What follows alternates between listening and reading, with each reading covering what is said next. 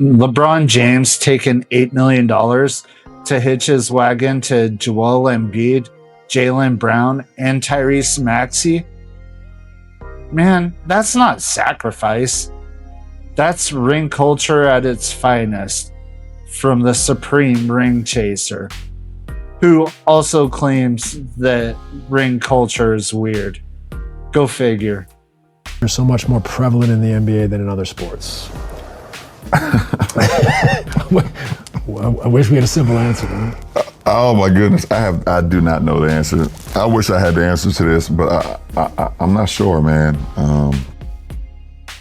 It's funny, yeah, I don't know. I don't know why it's discussed so much in our sport and why it's the A-all, B-all. Mm-hmm. A ring is a team accomplishment. Right.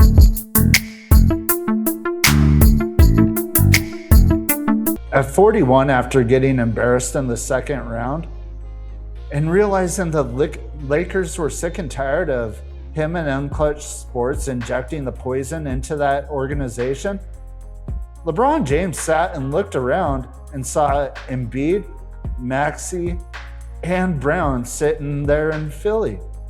So what does LeBron James do? He's did what he always does ever since 2010's The Decision. He looked for the best prepackaged cheat code to help secure him another championship in his fake GOAT claim.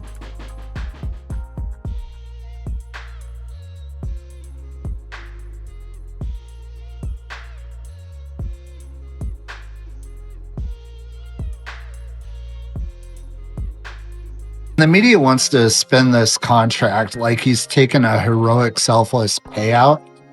Please. Taking an $8 million minimum deal was nothing more than the league saying, we're tired of your BS circus, because the only team that reached out, evidently, was Philly. He was never welcomed in LA like other Laker greats. And the Lakers are placing their bets on Luka and AR, Austin Reeves. So he packed his bags, grabbed his clutch PR machine, and latched onto a ready-made roster while bringing fake Laker fans like Nick Wrong along for the ride. He's not going to Philly to lead.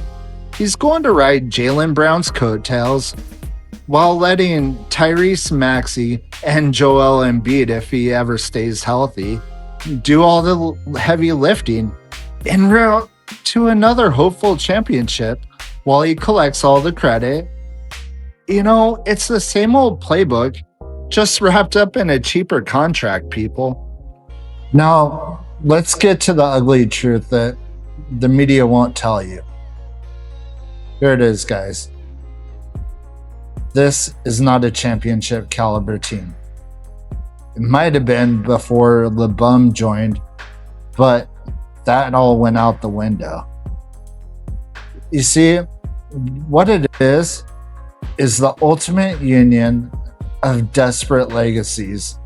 The Philadelphia 76ers and LeBron Raymond James.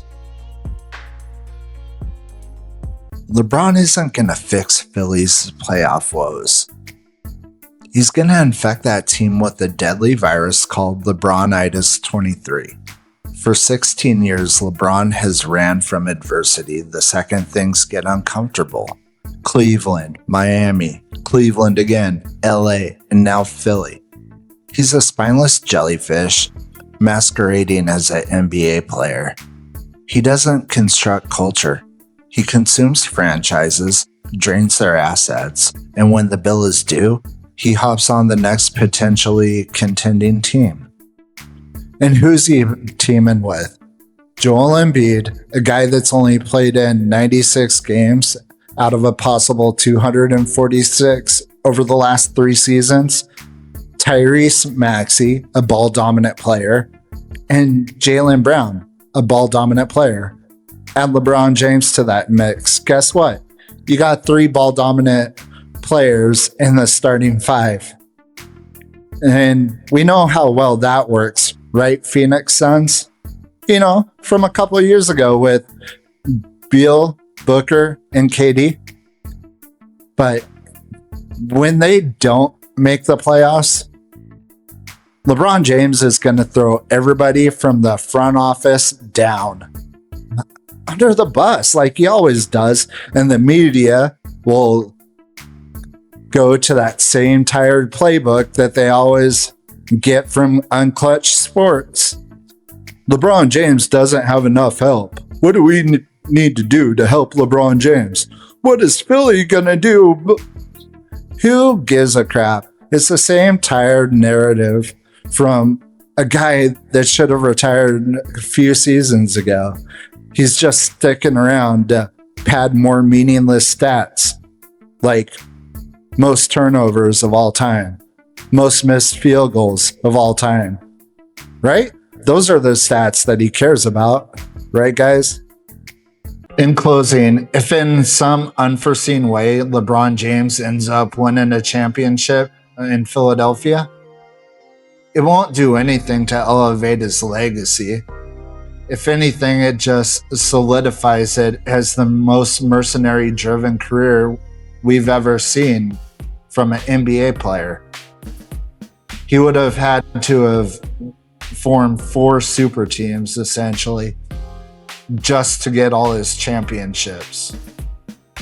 And if what I'm betting on, they don't win a championship, it's not going to be pretty for him at all in the fans' eyes of Philadelphia. Philly is a blue-collar, hard-nosed town, home of the Broad Street Bullies, if you're familiar with NHL. Also, they booed Santa Claus. I mean, how hardcore and brutal of fans do you have to be to boo a guy that supposedly it brings joy to everybody? But hey, who am I to say? I'm JK, and I just broke it down. Thank you guys. Have a good day.